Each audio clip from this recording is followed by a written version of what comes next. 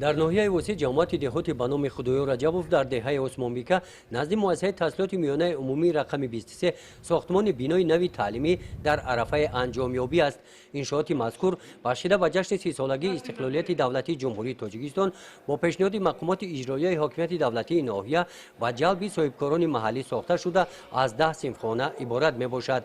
در مؤسسه تحصیلات میانه عمومی رقم 23 مؤسسه ما می باشد قریب که علاقه در حاضر 4 صنفخانه نمیرسد. وقتی که اگر این صاحبکاران محترم ما که اگر 10 صنفخانه را به استفاده بدن علاقه در ما صنفخانه های زیادی باقی میماند که ما برای گشودن کابینت های تعلیمی مهنت کابینت های فنی و دیگر شرایط ها مهیا کرده می شود. در بینای نوی تعلیمی برای مشغولیت های درسی شرایط های مساعد فراهم آورده می شوند. صنفخانه ها توسط سیستم یگانه بوغی با گرمی تامین می شوند. بوخانه با استفاده انگشت گرم کرده می شود. برای دوره تیر ماه زمستان در مؤسسه انگشت ذخیره کرده شده بسنده است. نزدیکتر به مکتب دهه عثمانبیکا در شفت شهرهای وسیع خوالینگ با مقصد ترغیب طرز حیات سالم جلب جوانان و نورسان به ورزش با پیشنهاد جماعت دهات و دستگیری اویله ایوبوف مرکز خدمت رسانی و همچنین میدانچه پوشیده بازی فوتبال خرد مورد بهره برداری قرار داده شد.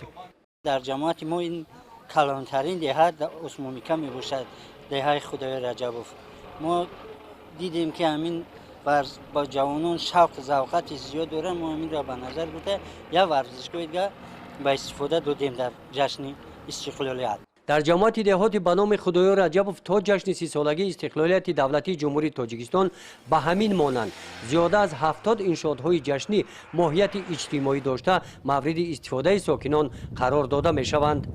گزارش خواجه نظریف خدای نظر ظهوروف از ناحیه واسع برای برنامه اطلاعاتی نوید.